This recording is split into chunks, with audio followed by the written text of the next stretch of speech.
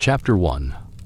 Dawn of Bronze in the First Firestone. In a misty valley straddling today's Czech Republic and Slovakia, the early Bronze Age community of the Unětis culture thrived between 2300 and 1600 BC. Families lived in circular wooden dwellings by a river, farming barley and millet, herding cattle and pigs, hunting deer in forests, and crafting tools from stone, bone, and wood, long before metal changed their lives. One autumn night, as harvest fires crackled under starlit skies, the heavens suddenly split with fiery brilliance.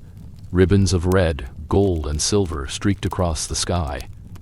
Villagers watched in awe and fear. A solitary flaming fragment crashed into the forest and vanished. Among the watchers was Tarn, a curious boy whose bright eyes followed every spark. Dawn found him alone in the forest. Moss-covered soil glinted with unusual greenish stones. One fragment felt unnaturally warm. Tarn carried it to Mira, the elder who preserved stories. Near embers of the hearth, the stone softened and liquefied, cooling into a metallic bead. Tapping it produced a resonant chime. Tale unlike anything they knew. News reached Hagen, the village smith. He examined the bead. A flint scratch cleanly engraved the surface, and a gentle tap produced a ringing metallic note. Word spread. This was new metal, forged perhaps by stars, or fate. By midday, Hagen gathered copper pebbles and traced tin ore. In a simple clay hearth, fueled by animal hide bellows, he heated the mix until molten. He poured it into clay molds and cooled it. The result, bronze, a strong golden alloy. The first blade he made sliced wood and bone without effort, far superior to any stone tool. Bronze altered everything. Hagen's forge became the new center of life. Sira, the healer's daughter, began casting ornate pins and bracelets. Tarn, once quiet, gained respect. Yet envy crept in. Hunters demanded blades. Elders counseled caution. Families whispered of spiritual consequences. Chief Eric convened a secret council beneath the village's sacred oak. Only Hagen, Sira, Tarn, and an apprentice named Soren would know the recipe for bronze. Others could benefit, but the forge stayed hidden. Control of metallurgy became privilege. Soon traders arrived by canoe. One named Alun, dressed in dyed cloth and amber beads, offered salt and woven fabric. In exchange, just a single bronze dagger. Varric agreed, forging a new connection between the valley and distant communities. Over centuries, archaeological research would confirm that tin from Cornwall and Devon in Britain traveled via rivers and coastal trade routes across Europe, fueling bronze production not only in this valley, but from the Baltic to the Mediterranean sea sources. New rituals emerged. Before each casting, a shard of bronze was buried beneath the oak's roots. Grain and herbs were offered to the river, and any new smith was anointed with bronze dust. Songs changed too. Children sang not only of the river and sky, but of Firestone, metal born of transformation. However, the secrecy couldn't contain envy. Beric, Tarn's older brother, once caught an intruder stealing bronze shards near the forge. Scouts warned of warbands painted with wolf symbols approaching, intent on seizing the secret. The valley braced. Bronze-tipped spears sharpened. Women prepared provisions. Hagen and Soren worked through torchlit nights forging arrowheads. Mira led nightly chants. Ancestors watch us. Bronze may protect, but only wisdom guides its edge. Tarn moved among defenders, observing every gesture, absorbing every lesson. At dawn, the valley lay chained. Bronze had brought progress, prestige, and external links, but also danger, division, and new burdens. The once hidden valley now stood exposed. Its fate was irrevocably entwined with the first spark fallen from the sky. Chapter 2. Trade, Power, and Rising Ritual. The river valley's transformation rippled outward. Word of bronze reached distant communities, drawing traders, seekers, and envious rivals alike. Alun, the amber seller who visited early, returned with tales of distant kingdoms. She spoke of long rivers and wide seas where bronze blades were treasured like golden fire. Under Chief Varric's careful diplomacy, the valley began trading, not merely for goods but for alliances. Hagen's forge produced striking knives and pins. Syra's delicate jewelry became tokens of diplomatic exchange. Embassies from neighboring regions arrived, some seeking bronze, others proposing marriage ties with smithing families. Sorin married into Alun's clan, reinforcing regional trade and forging bonds between river tribes and coastal merchants. These alliances brought both opportunity and tension. As loyalties multiplied, so did expectations. Communities demanded bronze tools for agriculture and defense. New elites saw bronze wealth as sacred status. Secret knowledge posed risk. Rival warbands, painted with wolf symbols, stirred beneath the forest shadows. They coveted both metal and makers. Beric, now hardened warrior, patrolled nightly. Hagen and Sorin worked late, forging arrowheads as villagers stored grain and herbs. In response, Mira deepened ritual structures. Each alliance began with ceremonial offering. Bronze torques buried at oak roots, grain and herb thrown into river currents. Songs of ancestors merged with chants of fire metal destiny, crossing borders and forging shared narratives. Tensions reached a peak when warbands descended. Bronze weapons met iron-tipped spears in dawn's dim light. Tarn handed a bronze blade to each defender. Sorin repaired broken tips by torchlight. The battle turned swiftly. Bronze blades sliced precisely. Shields held firm. Warbands faltered, unfamiliar with the superior alloy. Victory brought reputation. Diplomats and chiefs from nearby valleys visited, seeking bronze aid, marriage alliances, or entry into the ritual circle beneath the oak. Barrow-building elites began including bronze torques and knives in burial mounds, echoing the valley's traditions. The prince burials of Bornhuck, Lübingen, and Helmsdorf, dating around 1800 BC, became markers of elite status across Europe. Even so, power strained under growing demands. Tin shortages from Britain made the alloy expensive. Bronze hoards, once buried as ritual offerings, began to vanish, carefully recycled instead. Tarn's bone tablets, once poetic cadences, became ledgers of alloy mixes and trade partners. When traders from the Mediterranean coast arrived, they brought tales of regions reliant on European tin stones for their bronze, and of a metal crisis created when tin began running low. The valley's smiths persevered. Apprentices underwent trials. They forged tools, saved bronze, and pledged to balance craft and community. Mira's granddaughter, now high priest, emphasized producing plowshares and sickles as offerings, not torques, with blessing ceremonies held at harvest. The valley stood at crossroads. Bronze remained powerful, but new tools were stirring. Chapter 3. Hordes, hierarchies, and the weight of Bronzia's bronze stabilized the valley's economy. Deeper social transformations took shape. With prosperity came symbolism, and power became visible in both life and death. Massive burial mounds began to rise. The Lübingen tumulus, built around 1942 BC, towered over the landscape, nearly 8 meters high and 34 meters wide. Inside lay a man of presumed authority, buried with gold bracelets, bronze axes, chisels, and daggers.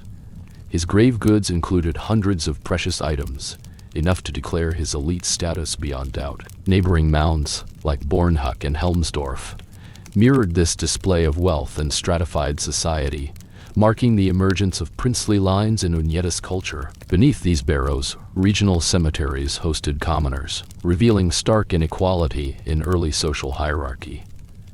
These elite tombs were more than status. They were control points for power and ritual. Smith families, including Hagen's descendants, wielded influence by sponsoring bronze tools held by these leaders. Bone tablets inscribed with alloy formulas, written by Tarn and his heirs, served as both craft manuals and oaths binding leaders to craftsmen. Amid this hierarchy, ritual bronze hoards became pivotal. Bronze axes, pins, and ingots were buried in marshlands, riversides, and sacred groves, not hidden in fear, but offered as symbols of tribute, promise, or alliance. When tin trade began to falter and bronze became scarce, these hoards vanished, not from theft, but from return, melted, reforged, and reused. These actions reflected both economic necessity and ceremonial continuity. Meanwhile, elites commissioned standard bronze forms, ring ingots or flat breadloaf bronze pieces, used as proto-currency in trade and as symbols of standardized value. In some princely tombs, packaged bundles of these ingots denoted wealth and ritual pledge. Exchange among elites deepened ceremonial and political bonds. Trade and marriage alliances flourished. Soren, now married into Aluna's coastal lineage, traveled with bronze gifts to hill forts and river towns. Each trade mission included bronze knives or torques as tribute, sealed with ceremonial rituals, grain thrown into rivers, bronze placed at boundary sites. These relationships extended Agneta's influence, echoed later in Urnfield and Hallstatt cultural zones, where Barrow elites displayed similar bronze wealth. Bronze, once a tool, had become a statement of identity, alliance, and divine favor. Yet as the power of bronze grew, so did its risks. Tin shortages, due to dwindling British sources or shifting trade routes, made bronze costly. Production slowed. Apprentices struggled for raw material. The elite responded by reducing sealed burial offerings. Ceremonial bronze torques were reused. Statues of Firestone became rarer. In response, Mira's granddaughter, now high priestess, instituted a radical reform. Apprentices were now expected to forge communal plowshares rather than ritual torques. Offerings to the oak included tools that fed the valley, not status symbols. These acts stabilized local resource flows while preserving the ritual bond between bronze and belief. The valley's smiths watched the rise of new settlements.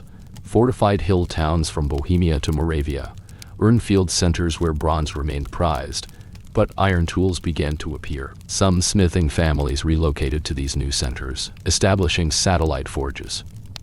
Bronze remained sacred, but borders fragmented, identities shifted, and the centralized valley no longer defined regional ritual power. In night ceremonies, villagers lit torches beneath oak branches hung with sun disk symbols, some discs fashioned from bronze, others from copper.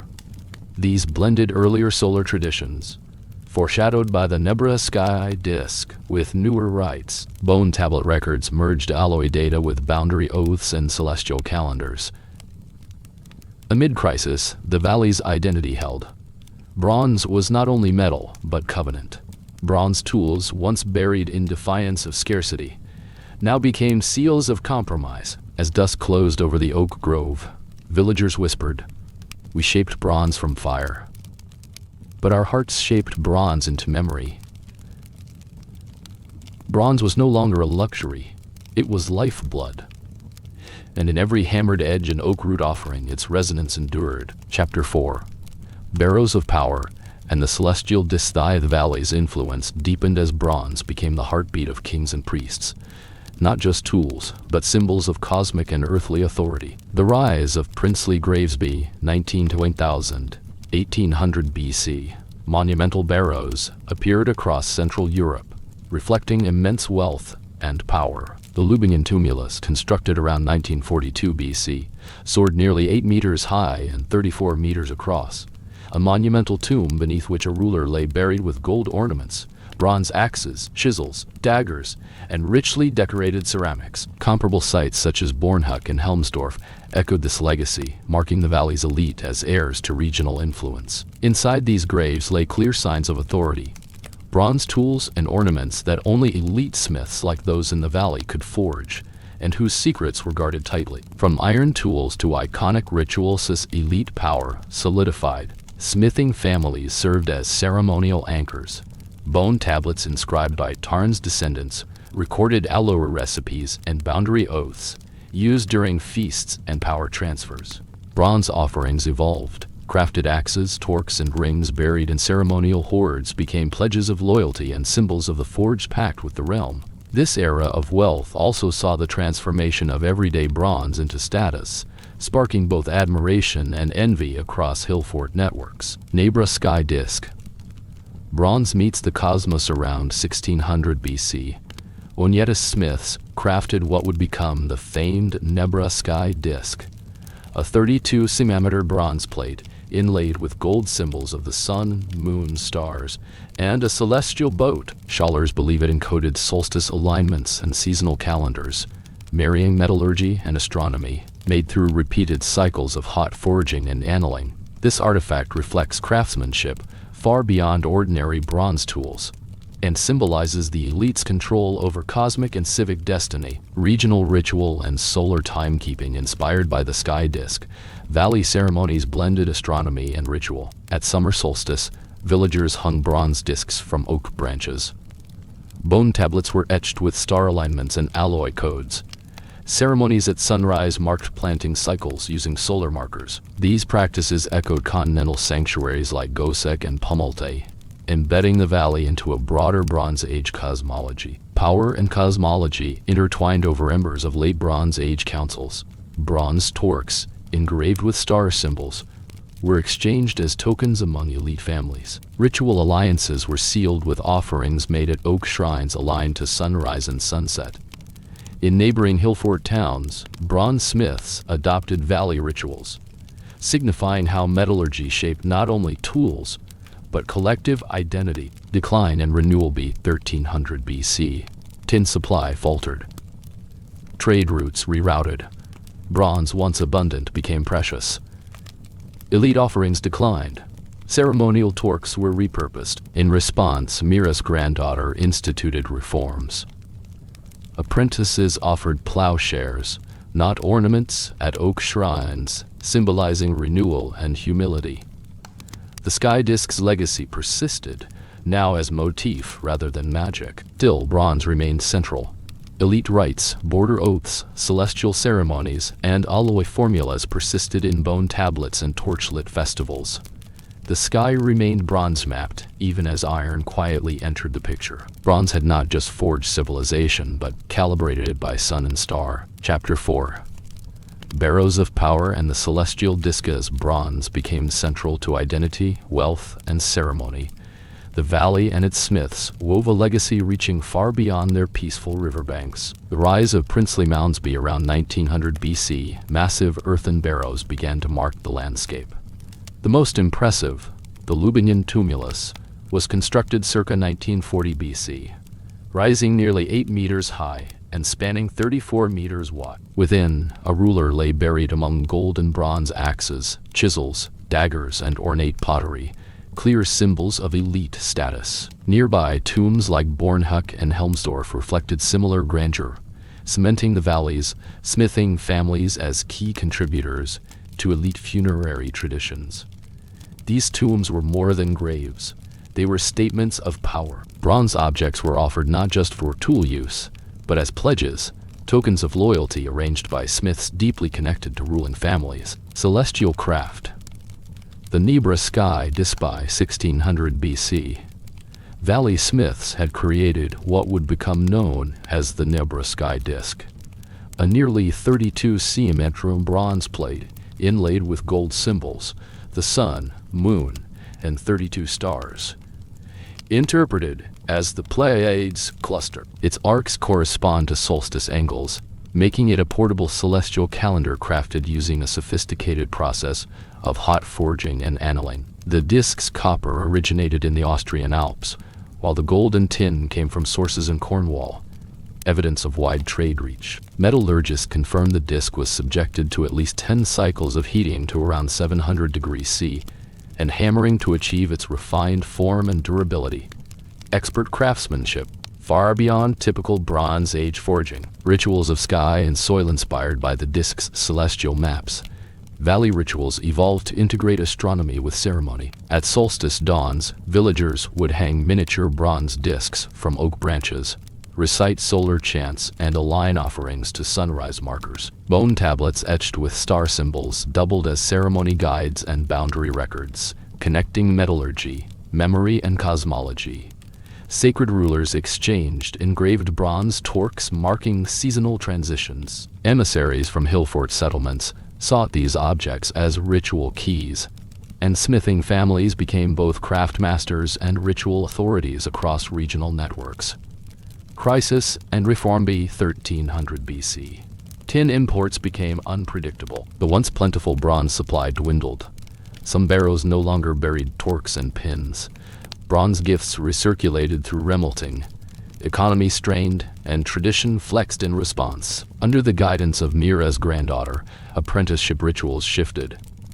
New smiths now offered crafted plowshares to the oak shrine, not ornate torques, symbolizing sustenance over prestige. These plowshares were blessed, not displayed, signaling social reform through ritual adaptation.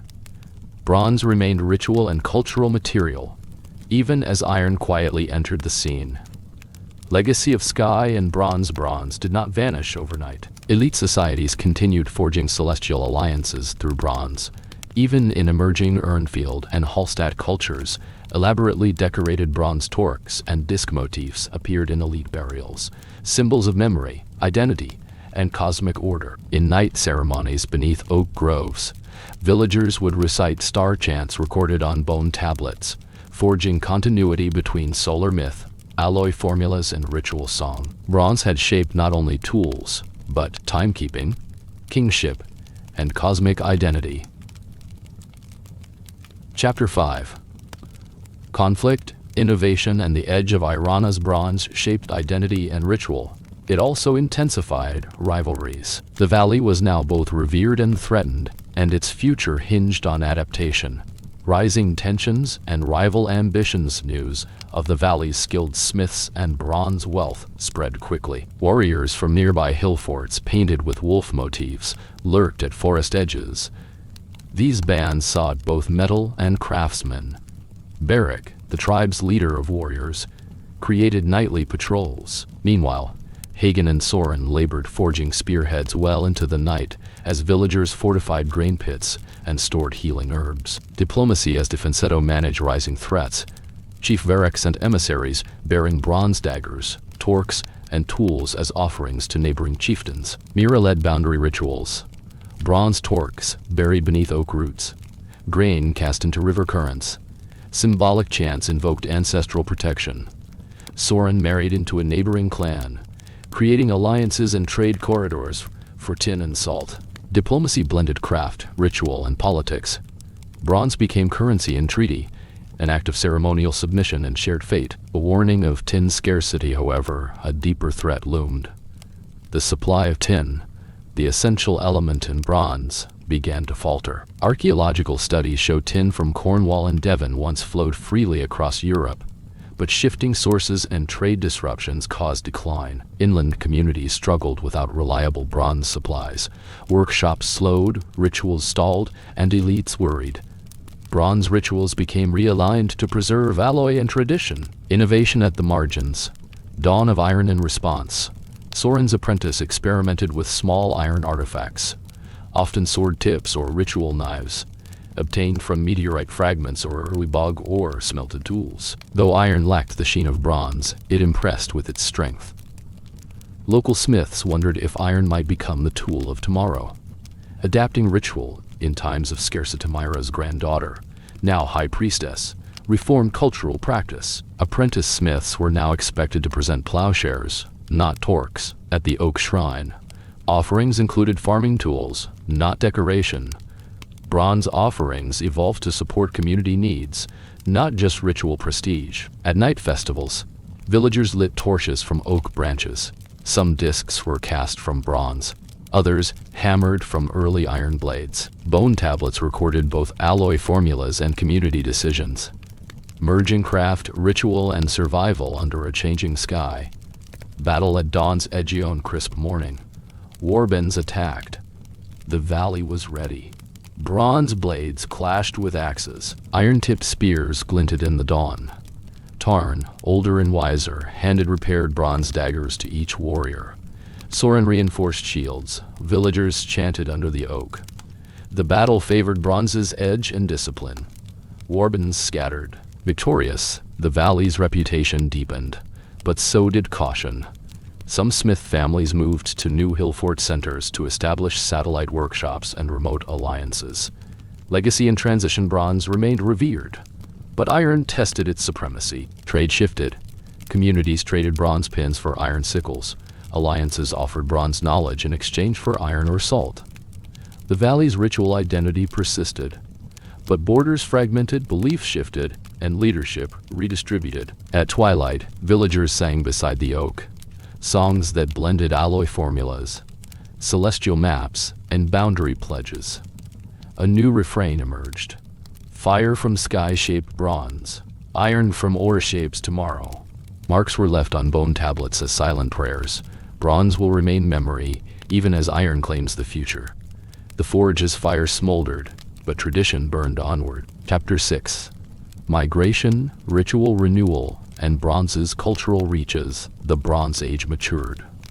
The valley that once stood alone began to merge into broader webs of movement, belief, and influence. Wider horizons, migration and cultural blending began around 1500 BC. The Vignettes cultural network began evolving into the tumulus culture, which spread across Central Europe, from Bohemia into Bavaria, Austria, and even territories influencing the Carpathian Basin in Poland. Burial mounds, once concentrated in core areas, now dotted hill forts and river valleys across the region. Archaeological DNA studies show that these transitions involve not complete population replacement, but increasing complexity through migration and intermarriage between existing Vignettes-descended populations and newcomers from neighboring regions. These blended lineages managed bronze production, trade, and ceremonial structures across shifting landscapes. Bronze legacy meets new ritual forms while princely barrows continued. Burial customs diversified. Cremation urns appeared alongside tumulus interments and new symbols. Sun discs, hand-motized ingot rings, became shared across cultures. Bronze tokens circulated as ritual currency. Bone tablets stored alloy formulas and boundary pledges, tools for continuity in a changing world. As trade and mobility expanded, bronze artisans migrated to hillfort settlements, founding satellite workshops. Tarn's descendants, once gatekeepers of alloy knowledge, traveled to new centers, preserving ritual lineage even as communities redefined identity.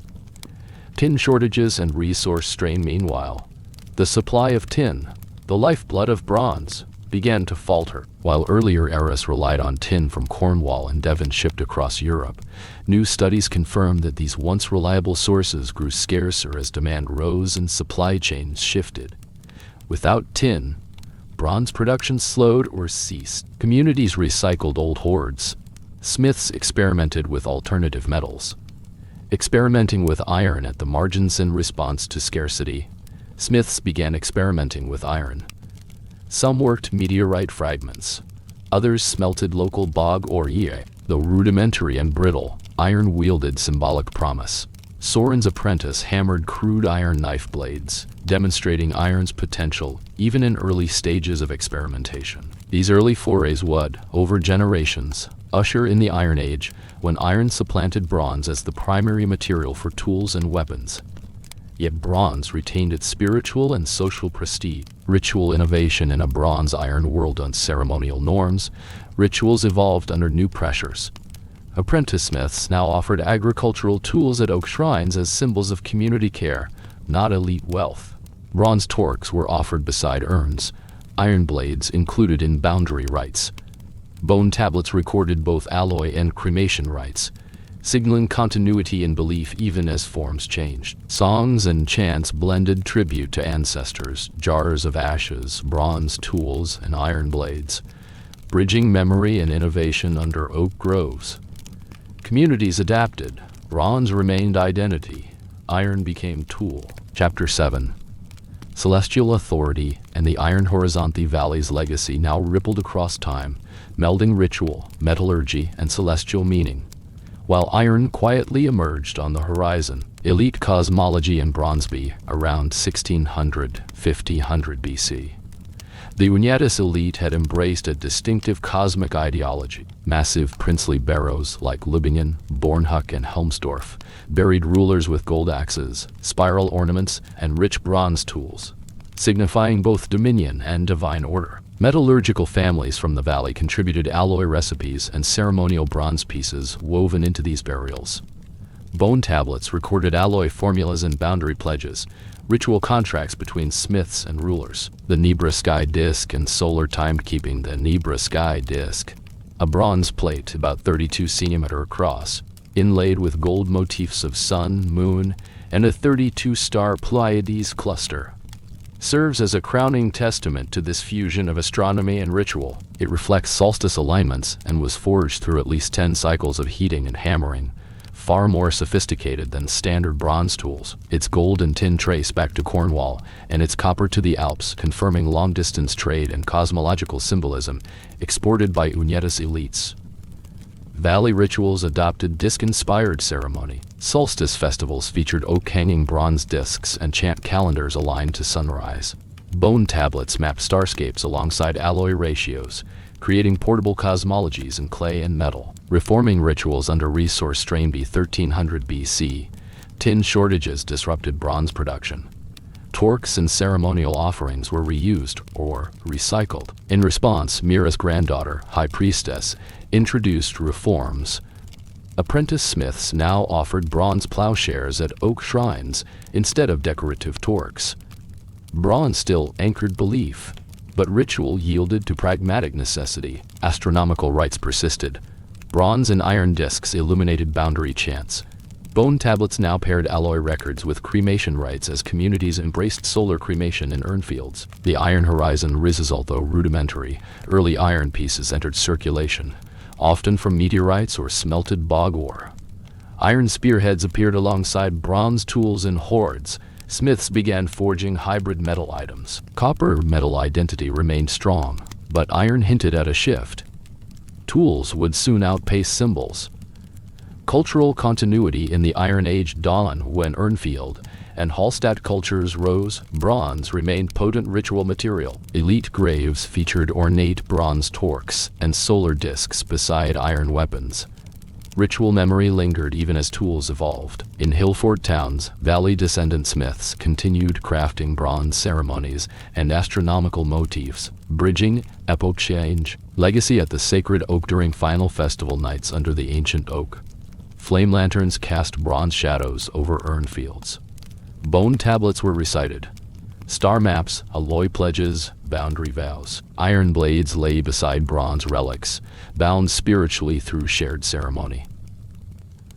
A final speech left in the tablets read, "Bronze carved our flight under sky, iron guides our journey. Yet memory remains alloyed in song and ritual. Though the forge grew colder and tin dwindled, the bronze legacy endured. Through cosmic memory, ritual song, and bone-scripted covenant, bronze had shaped kingship and cosmic vision. Iron would succeed, but the Firestone remained evergreen in memory." Chapter 8. Renewal, ruins, and the dawn of Irana's millennia progressed. The great bronze Forbidden Valley adapted to shifting times. While bronze endured in memory, its practical dominance began to wane, ushering in an age of redistribution and cultural fusion. Climate, decline, and reform. B around 1200 BC. Changing climate and strained tin supplies dealt heavy blows. Winters grew colder, harvests failed, and tin imported from Cornwall became increasingly scarce. Without consistent tin trade, apprentice smiths struggled to uphold bronze rituals. Community leaders responded with reform. Bronze offerings to the oak became plowshares. Torques were offered as tools, not ornaments. Efficiency replaced ostentation as ritual adapted to reality. Iron's quiet insertion, meanwhile. Iron began to enter the cultural landscape, not yet widespread, but symbolic and enticing. Smiths worked rare meteorite fragments or smelted bog iron. Although brittle, early iron blades caught attention. In Hillfort settlements, iron still remained rare, but its potential grew. Some smiths began forging hybrid artifacts, bronze hilts with iron blades, a symbolic nod to changing times. Migration and cultural blending. During Age, migration reshaped the region. Hillfort societies, increasingly tied to the Urnfield culture, invited smith families to their walls. These valleys became sites of cultural blending. Unyetta's traditions merged with Urnfield cremation rites. Bronze rituals persisted beneath oak groves, while Urnfields grew around their edges. Bone tablets encoded both alloy recipes and names of ancestors, binding fire and ash through memory. Cosmic memory and ritual shift inspired by the Nebra sky disk. Elite rituals continued under the oak. Disc-shaped bronze offerings were still placed at equinox. Iron blades were carried to mark new Tool Age rites. Chants blended solar myths, alloy codes, and boundary pledges, creating a hybrid cosmology of past and future. Legacy of celestial power. Kingly burials in newer hill forts still included bronze torques, star disk emblems, and ceremonial blades. Although iron edged into daily use, bronze remained a symbol of ancestry and ritual. Across Europe, elite class rituals maintained disc and torque motifs, even as metallurgy changed. Reflection beneath the oak as dusk fell. Villagers lit lamps from bronze lanterns. The eldest smith, descendant of Tarn, hung a small disc above a fresh urn.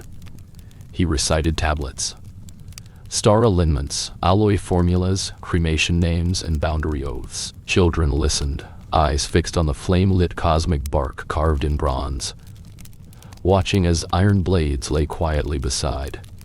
The ritual ended with a final chant. From flame we shaped the sky. From iron we shape our path. Yet bronze remains our memory, invisible but eternal.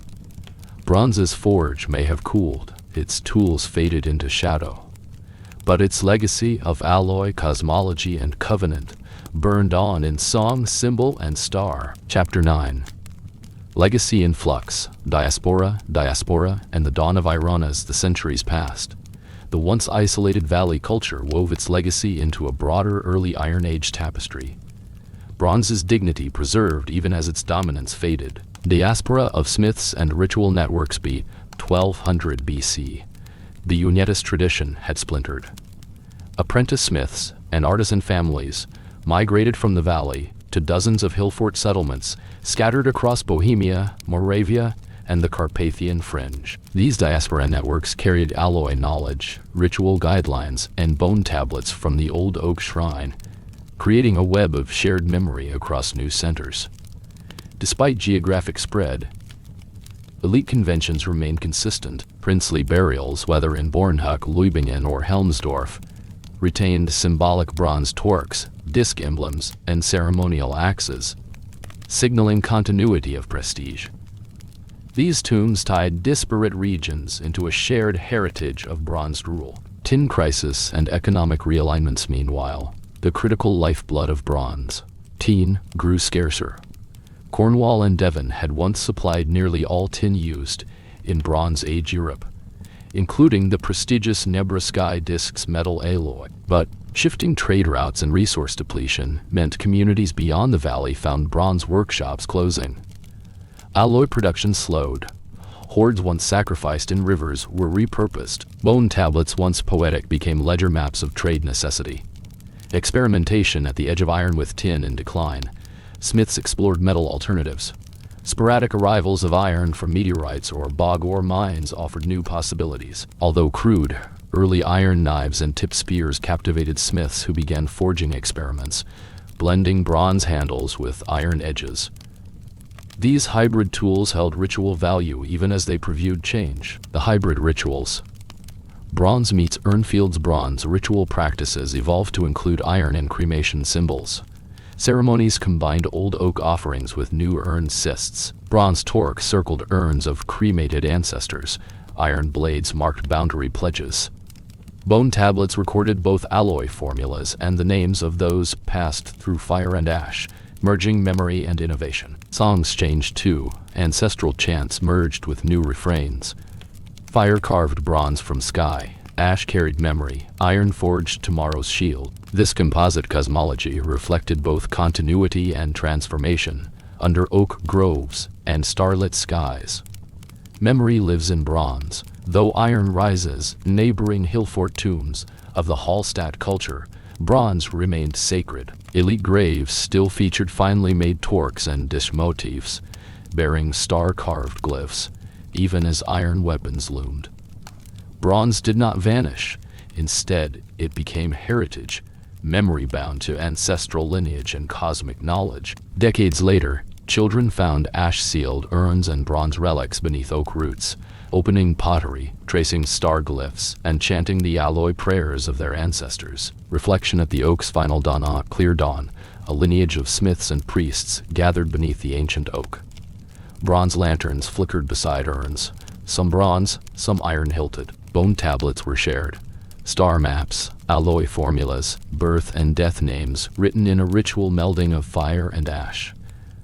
The final ceremonial voice echoed. Bronze shaped our legend. Iron guides our world, but under earth and star, our memory abides.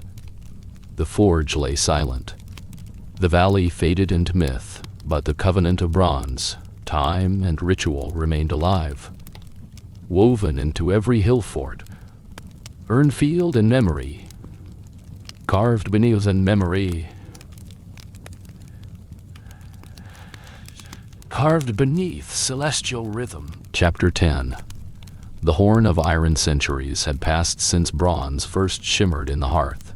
By 1100 BC, iron began to emerge, quietly, subtly, but powerfully, and the world was changing. Iron arrives at the fringe. The first iron artifacts arrived not through grand experiment, but discarded fragments, meteorites, bog ores, and trials forged by curious smiths. These crude iron blades lacked bronze's glowing elegance, but they offered edges tougher and more resistant, hinting that iron might one day eclipse bronze's dominance. In frontier hill fort settlements, smiths like Soren's apprentice hammered iron knife tips into bronze handles, a hybrid tool offering both tradition and innovation. Everyday tools, new metals across hilltop towns once under Runyetta's influence. Daily life slowly shifted. Fields once tilled with bronze sickles now saw iron plow blades. Bronze rings traded as wealth became fragile. Iron tools, though rough, proved practical and cheap to produce. The utility of iron transformed farming and warfare and altered the value of metal. Bronze lives on in ceremony despite daily use fading. Bronze retains sacred resonance. Elite burials in emerging Hallstatt culture still included ornate bronze torques, necklaces, and disc motifs, placed beside iron weapons as markers of ancestral continuity. Bronze became symbol, not tool. Myth, not labor. Ritual over routine. Ritual blending. Ash alloy and iron rituals adapted beautifully. At seasonal offerings beneath oak groves, villagers placed both bronze discs and iron blades. At cremation sites, ashes mingled with alloy fragments and metallic tokens. Bone tablets, once plain alloy ledgers, now recorded cremation names, star-aligned chants, and bronze, iron offerings. A hybrid tradition, marrying fire, ash, and forge. The horn of iron in myth and metallurgy. Iron earned poetic respect. Some communities called it the horn of iron, a powerful tool that heralded a new era. But bronze, birthed from skyfire, still held ancestral legitimacy. In harvest festivals, villagers passed iron sickles after holy chants, then placed bronze pins on altar stones. The dual metal ritual honored both past and present. Teaching forged memory elders made certain that memory lived. Apprentices offered both bronze and iron goods at the oak shrine. Bronze torques and resent plowshares, iron knives and celestial discs. Bone tablets taught alloy secrets and sky calendars, while children recited boundary oaths, star chants, and alloy formulas in tandem. A covenant of sky and metal, a final ritual climaxed the chapter. Descendants of Tarn, once a secret apprentice, gathered beneath the old oak. Bronze lanterns flickered around them. Iron blades lay quietly beside toning bronze discs. Bone tablets were passed, engraved with lines like, "Bronze carved our heritage. Iron shapes our way, yet under oak and star, memory remains alloyed." The old smith laid a bronze torque in the ash. Soren's heir lifted an iron blade hot. They spoke together. Bronze shaped our past. Iron forges tomorrow. But memory bonds us across time. Chapter 11. Healers, traders, and secondary episodes. While kings and warriors shaped legend, the everyday lives of healers, traders, and apprentices wove the quieter threads of history, threads that carried bronze's legacy forward into a changing world. Syra's healing path. Syra, once the healer's daughter, evolved into the community's leading herbalist and ritual midwife. As the valley flourished and bronze wealth grew, her skills became vital. She blended plant-based poultices with powdered alloy, copper-infused salve for wounds, tinned bronze shavings ground into decoctions to reduce infection and fever. When warbands attacked, she worked alongside Hagen and Soren, tending wounded warriors, cleaning bronze-cut edges, and binding their injuries. Her bedside chants invoked ancestors and Firestone's promise, weaving ritual into medicine. She crafted bronze amulets, tiny torques and pins, for healing ceremonies intended to protect newborns and hardened veterans alike. As the valley expanded its trade ties, Syra's reputation reached coastal traders. She was occasionally sent aboard riverboats with herb bundles and healing copper plates, a live ambassador of the valley's holistic craft. Not just the smith, but the healer. Alun's river Voyajalan, the amber trader who first brought foreign wares in exchange for bronze, embarked on her greatest journey yet. She traveled downstream on a dugout canoe, carrying amber, salt, and woven cloth to a distant river delta, believed to border Mediterranean trade routes. Her cargo included a ceremonial bronze dagger, gifted by Chief Varric, and Syra's healing amulet. Along the journey, Alun visited other Bronze Age communities, negotiating crossings of rivers, forging alliances, and trading news of rising iron blades, of tin shortages, and of star cult practices centered on the Nebra sky disk. When she returned months later, bronze torques lay twisted in tails. Coastal kingdoms spoke of the sky disk's celestial cult. Inland settlements sought trade for iron in exchange for bronze knowledge. Alun's return initiated new contracts, marriages, and migration pacts that carried valley traditions across ripples of water. Soren's son and bone tablet, beginning Soren's son, named Derek, inherited not only bronze casting skills, but also his grandfather's curiosity about symbols. He began carving alloy recipes, star alignments, and clan names onto fragments of bone, creating primitive memory tablets that wove craft with cosmology. As trade routes evolved and bronze became scarce, these proto-writing Bratleboli tablets became important.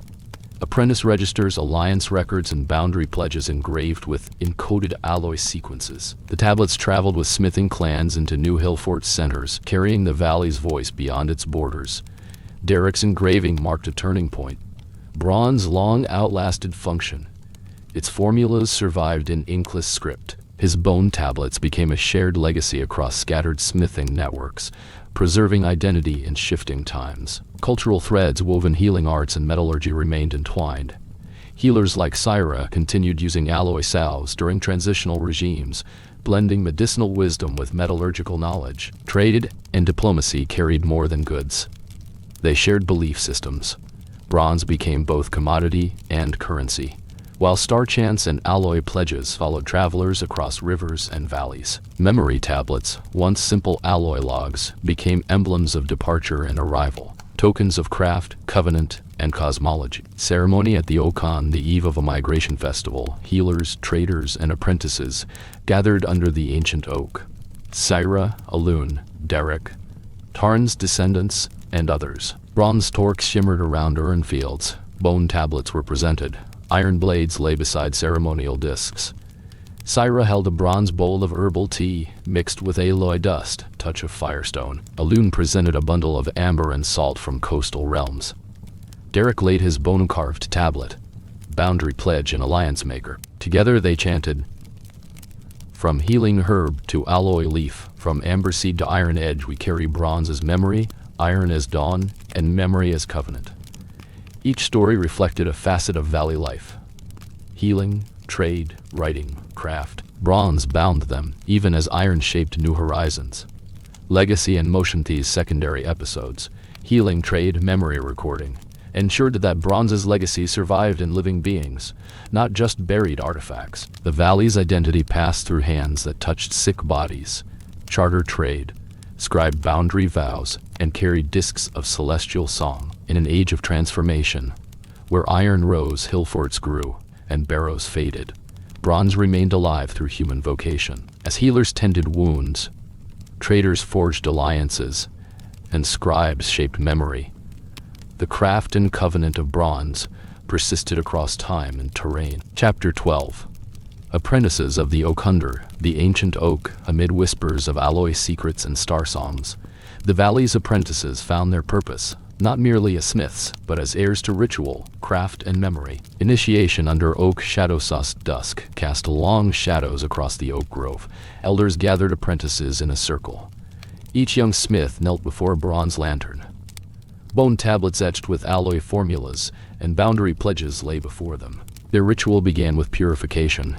Hands washed in cooled bronze dust and river water, to mark passage from youth to keeper of tradition. The initiation ceremony unfolded in stages.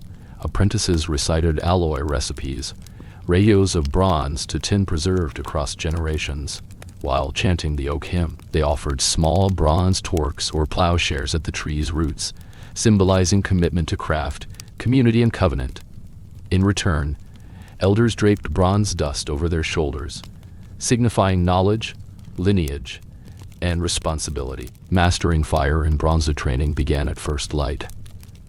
Apprentices watched Hagen's grandchildren stoke the clay hearth, shaping molten bronze into blades, rings, and ceremonial discs. They practiced the gentle rhythm of bellows, the timing of pour, and the echoes of cooled alloy. Their workbench bustled with broken relics of old hoards, axe fragments, ring ingots, and thin sheets repurposed into new forms. They learned composition by touch and sight. A dull sheen meant too much copper. A brittle edge hinted at too much tin. These lessons mirrored broader Bronze Age wisdom, where weight standards, ring ingots, and tool shapes often defined early commodity money and identity. Proto-writing on clay brought libidole tablets. When smithing paused, apprentices studied curious clay tablets known as libidole, loaf-shaped pieces inscribed with lines, circles, and dots. Scholars speculated these served as trade tokens or alloy records. Apprentices understood them as mnemonic devices, portable memory scripts. Each symbol encoded a formula, a boundary pledge, or trade entry. Many tablets were found broken in half, suggesting a receipt system. An apprentice might carry one half as promise, and the master another as guarantee. These devices spread beyond the valley to distant hill forts, river towns, and even eastern alpine communities, carrying bronze identities beyond physical distance. Ceremony of forging and boundary, oath once a season, apprentices and elders reconvened. They formed lines beneath the oak, each apprentice holding forged tools, a plowshare, a torque, or a disc. Bone tablets were recited aloud. Alloy codes, ancestral names, star alignments, and boundary pledges. Each apprentice sealed their oath with a drop of alloy dust planted at the oak's roots. High Priestess Mira's granddaughter blessed them, invoking both ancestral bronze and cosmic order. Iron blades lay silent at the edge, guard and gloss. But the covenant returned to bronze roots. The oak rings with soft chants. We carry alloy of memory, edge of tomorrow, under sky of ancestors. Apprentice challenges in a changing age, and not all apprentices found tradition easy. Some discovered iron's potential, hammering early iron knife blades, richer in edge but lacking ritual shine, melding iron tips into bronze handles. Others saw brought libidole tablets as obsolete. They burned clay shards for fire goals. But under elder guidance, they learned to balance innovation and loyalty. One challenge demanded forging a hybrid tool. The apprentice crafted a bronze handle topped with early iron blade, offering it at the oak alongside a recitation of alloy pledge and ancestral name. The ceremony blended metals, bridging ages, ritual continuity, and craft identity across Hillfort networks. Apprentices traveled, carrying bone tablets and brought libidole sections as currency of craft and covenant, recording treaties, trade of amber, or joint alloy experiments. Their journeys carried bronze memory into new residences. At night, apprentices chanted under new oak groves. Their words echoed, fire from sky-shaped bronze, ash returned to earth, iron forges tomorrow. But memory binds beneath stars. The rituals knit villages and hillforts to shared cosmology. Reflection as flames fed on twilight, the eldest apprentice, a descendant of Tarn's line, guided novices to insert new alloy fragments at the oak's base before dusk fell. Bronze flickered in lantern light as bone tablets passed hands. The elders recited, bronze past, iron future, memory eternal under sky and root. The apprentice took a breath, understanding their role. Not just forging tools, but tending memory. The oak's bark held alloy dust. The bone tablets bore star glyphs. Bronze would fade as tool, but memory lived in apprentices who carried oaths across valleys, crafts into stone, and songs into future ritual. Under watch of oak, alloy, and sky. Chapter 13. Lost and Found. Bronze hoards recycled while bronze had once flourished across fields and rivers. Its wealth often lay buried, and sometimes buried again in meaning. Hoarding as ritual and economy across Bronze Age Europe. Communities deliberately deposited metal hoards, collections of axes, sickles, torques, and ingots, in wetlands, rivers, or meadows. These actions weren't theft or hidden caches, they were deliberate offerings. Hoards served as both economic reserves and ritual statements, purchases of divine favor, pledges of unity, or markers of identity. In the Frankel-Ben hoard alone, Germany, nearly 130 bronze sickles and a dozen axes were arranged in 3 separate ceramic vessels. Many sickles show user wear and makers' numeric markers, suggesting they served not just as tools but as commodity tokens. These deposits aligned with cycles of fertility and harvest, reinforcing social bonds through seasonal generosity and sacrifice. Fragments of memory hoards often contained fragmented or broken objects, deliberately. Archaeologists suggest this fragmentation signaled an intentional destroy before deposit ritual act. Making items unusable confirmed the offering's permanence. Broken axes or blade fragments deposited in wetlands perhaps symbolized transcendence, bronze moving from utility into sacred memory. Bronze becomes scarce, but the hoards persist by late Bronze Age. When tin shortages hit and iron emerged, many hoards were no longer buried as new deposits. Instead, communities recycled existing hoards, melting old axes into new tools, repurposing torques for daily craft. Recycling didn't erase ritual memory, it transformed it. What was once sacred currency became practical currency, yet remained bound to covenant. Large British hoards such as the Isleham hoard, over 6,500 bronze items, and the Havering hoard, 453 broken tools and weapons, show continental links and suggest both trade nodes and ritual deposits. Many items were intentionally damaged before deposit, signaling both tribute and transition. Ritual recycling smithing families maintained memory through ceremony even as metal changed. At seasonal festivals beneath the oak grove, offerings shifted. Bronze was still placed in the ground, but now only after forging it into plowshares or boundary markers. Torque was once buried intact, now had alloy dust sprinkled at roots, honoring origin even as form dissolved. Bone tablets etched with alloy pledges and star alignments were buried beside urns or torques. Even when bronze melted, its memory lived in recordings and celestial rituals. Hoard deposits signal cultural changes, communities adopted cremation and iron tools. Hoard practice evolved. Urn fields grew near old wetland hoard sites, creating continuity beneath change. Early Iron Age hill fort graves sometimes included only fragments of bronze torques beside iron weapons, a symbolic nod to the age of alloy. Fragments of Frankel-Ben-type knob sickles, once hoarded in ritual serpent curves, later appeared as everyday rings or tool remnants, evidence that communal memory persisted even as bronze lost utility. A final ceremony of metal during a twilight festival marking tin scarcity and iron's rise. Elders orchestrated a symbolic hard ceremony. Apprentices arranged fragments, broken axes, sickle blades, alloy ingots, in concentric circles beneath the oak. Each fragment represented a community promise to remember bronze even as iron shaped survival, as bone tablets were recited aloud, combining alloy codes, ancestral names, star chants, and boundary pledges. Elders sprinkled river water over the fragments. Flame east from a bronze brazier flickered across iron-tipped branches. The chant echoed, "Bronze carved our covenant. Iron builds tomorrow's way.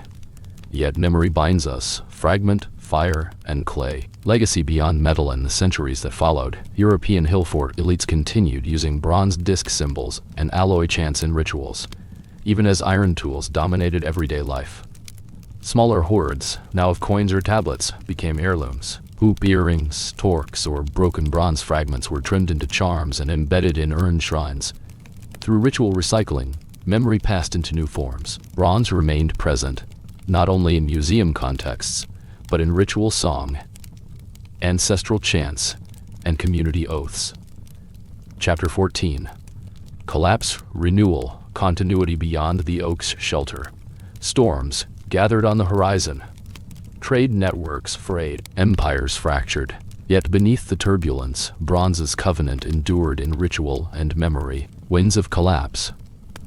1200 BC across Bronze Age Europe, around 1200 BC. Societal networks endured crises, shifting climate, harvest failures, political upheavals, and tin shortages that choked bronze production. Hill-fort alliances disintegrated, long-standing trade corridors faltered, and elite barrow building ceased. Central authorities vanished as communal centers splintered into localized settlements. In the valley, the greatest shock came when British tin routes ceased flowing. The Cornish and Devon sources that once sustained bronze for centuries suddenly became inaccessible. Bronze production slowed. Secret alloy recipes became relics. Society reeled.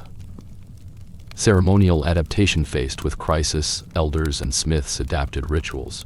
Bronze offerings at oak shrines persisted, but torques and ingots were scarce. Instead, bronze plowshares and ingot fragments were left at roots, repurposing legacy into necessity. Bone tablets evolved, now inscribing boundary pledges, alloy ratios, and names of urn interments. Bronze lanterns burned resin beside iron tools. Songs shifted tone. Bronze forged our covenant. Ash sealed our ancestors. Iron shapes our survival. Ritual transformed from wealth display into civic affirmation. Hill-fort renewal and hybrid communities. Smaller hill settlements across Bohemia and Moravia became nodes of renewal. Bronze smiting families relocated, carrying alloy knowledge and cosmic chants into new enclaves. They merged rituals with rising urnfield customs. Cremation burials, urnfields, and solar rites tied to the Nebra sky disk tradition. Here, new elites cast bronze discs beside urns. Iron blades lay adjacent to ancestral ash. Bone tablets recorded both alloy formulas and cremation names, bridging traditions under oak canopies. Memory as alliance in lieu of centralized kingship. The covenant shifted to community memory. Apprentices sang alloy chants and star-carved tablets as they moved across villages. Bronze disc motifs adorned boundary posts. Bone tablets carried by pilgrim hermits wove covenant across hill and river. Each community became a memory node.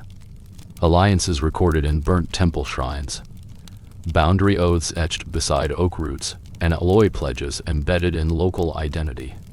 Iron in the forge, bronze in the hard iron tools became practical mainstays. Plows cut fields, axes chopped timber, spears warded adversaries. Bronze remained ceremonial. Discs, torques, and legacy fragments used in initiation rites, harvest festivals, and ancestral remembrances. Elders taught apprentices, handle iron tool, yet honor bronze's memory. Iron-shaped work, bronze-shaped identity. Twilight beneath the Oakone final ceremony gathering smiths, priests, and apprentices at the oak closed the old cycle.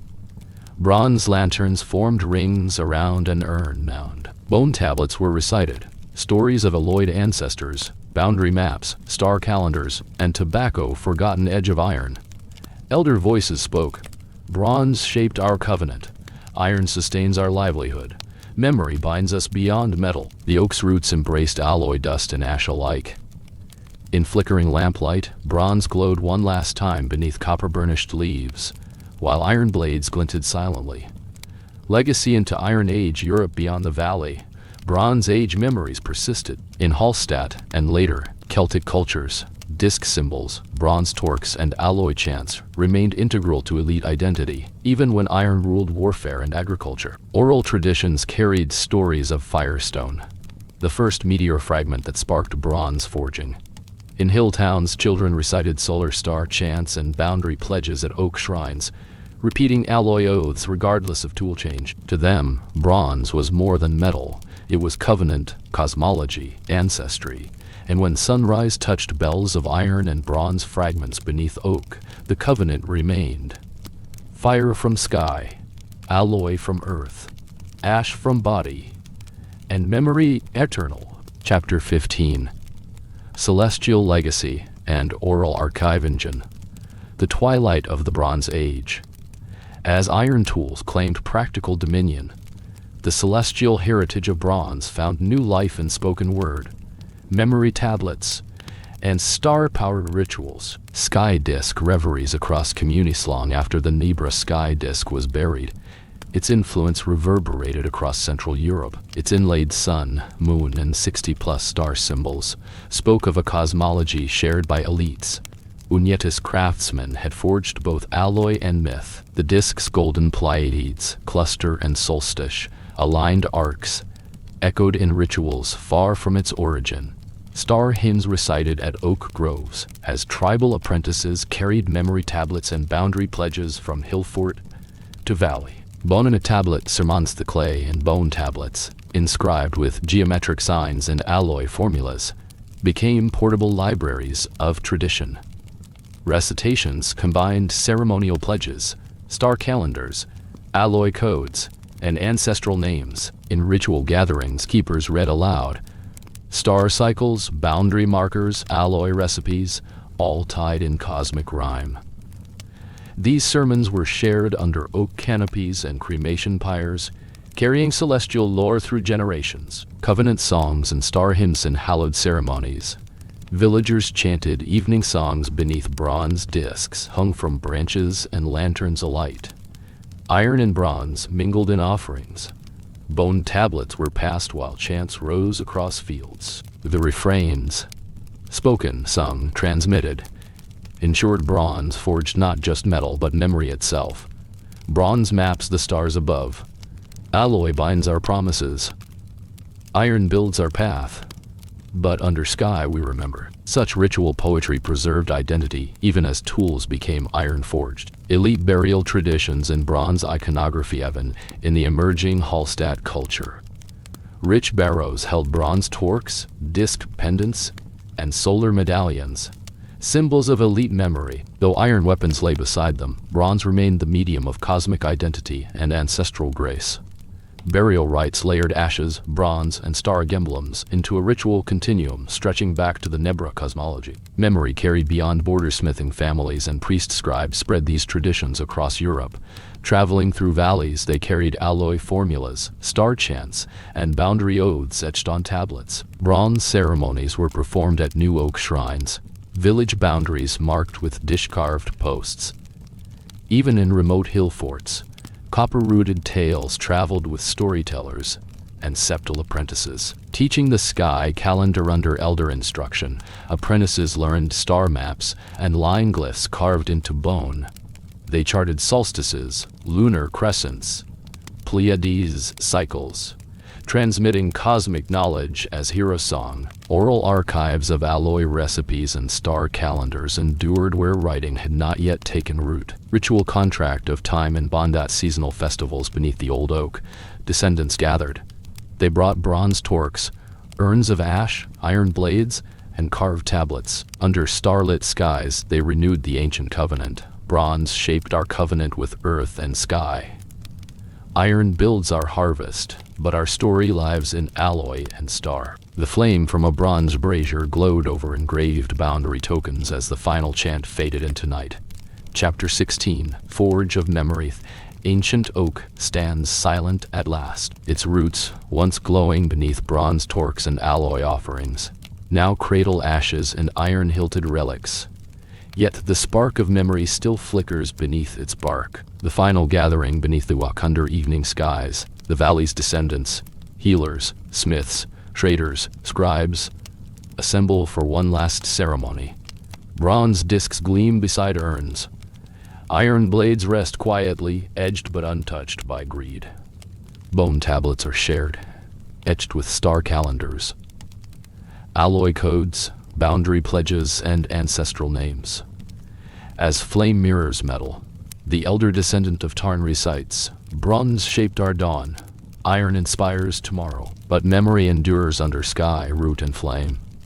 Hay lays a bronze torque at the oak's base. Soren's heir lifts an iron blade in salute. Together they intone a final vow. Bronze-forged covenant.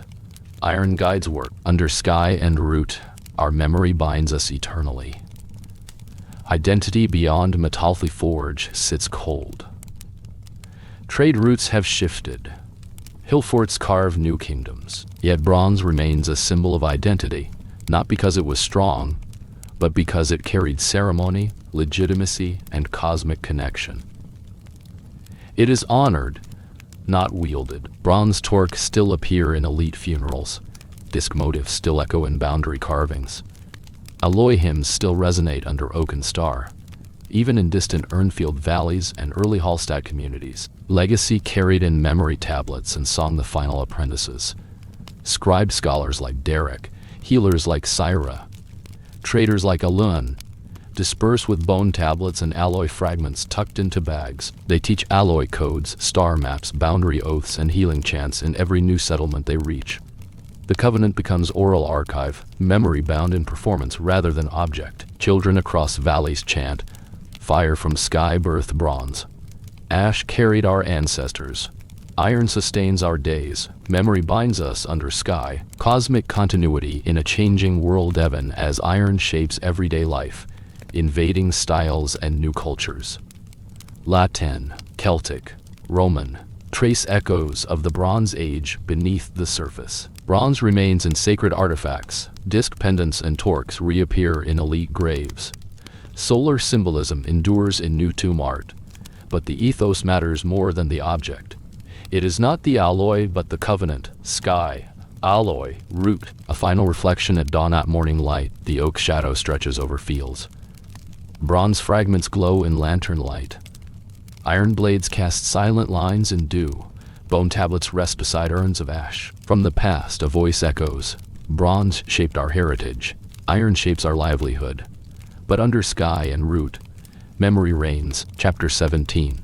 Beyond the oak. Latin echoes and bronze memory be the 6th, 5th century BC.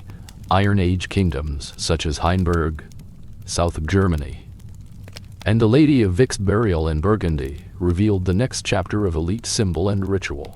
These centers interwove iron tools with ceremonial bronze ornaments, craters, torques, and jewelry, demonstrating that, although iron dominated daily life, bronze remained central to identity and ritual. At Hunneberg, excavations of the Homochala tumulus, dated to the Hallstatt period, uncovered a rich burial of a female elite, companioned by bronze grave goods, gold ornaments, and imported prestige items, indicating both social hierarchy and cultural continuity from Bronze Age cosmology. By Vic's, a monumental Greek bronze crater over 1,600 liters was buried alongside a bronze torque and iron weapons around 500 BC, showcasing hybrid symbolism that fused ancestral legacy with emerging power. Copper-rich disc motifs and sun symbol pendants ingrained in elite burial art continued across Central Europe. Traveling smith priests and apprentice scribes carried engraved bone or clay tablets, boundary pledges, alloy ratios, and star hymns, creating memory networks from Moravia to Gaul. Festivals beneath oak groves carried the alloy covenant in chants recited, "Fire from sky shaped bronze. Ash bound our ancestors. Iron sustains our work. Memory lives beneath every star." 8 twilight shrines. Bronze discs glimmered by lantern light. Bone tablets passed hand to hand. Iron blades rested mute as ritual witnesses, and slowly faded the final whispered echo. Bronze shaped our covenant. Iron builds tomorrow. Memory guides us beneath evergreen sky. Chapter 18. Epilogue, Redux. Memory forged in sky, root, and Starinto, the late 5th, 4th century BC. Latin culture blossomed, distinguished by intricate Celtic art. Iron tools defined daily life, but ceremonial bronze remained central to elite identities. Bronze torques, disc pendants, and stellar symbols appeared in graves, even as iron weaponry was dominant. Bone tablets, once pragmatic records of alloy ratios and boundary vows, transformed into heirloom scripts. Apprentices recited star maps, solar calendars, and ancestry names under oak groves. The oral archive replacing buried treasure as living tradition. Festivals evolved to blend metals ritualistically. Bronze discs placed at solstice, iron blades resting by altar stones, urns of ashes nearby. Songs spun mythology. Fire carved bronze from earth. Ash carried our ancestors. Iron shapes our days. Memory lives in star song and covenant. Memories traveled with smith healers, traders and scribes along rivers, into new hill forts and valleys. Though bronze ceased as tool, it persisted in song, ritual, and heritage. Iron shaped labor and empire. Bronze shaped identity and cosmos. At grove dawn light, bronze fragments glimmered. Iron blades lay silent. Urns weighted by oak roots. An elder from Tarn's lineage spoke. Bronze shaped our dawn. Iron shapes our days. Memory remains.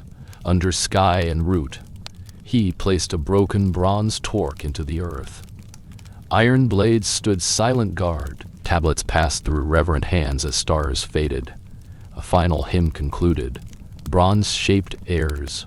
Iron shapes lives. Memory, under sky and root, is eternal. The forge lies cold. Iron rules today. But memory, it remains, carried in chants, tablets, ritual oaths, and alloy forged in sky, root, and star.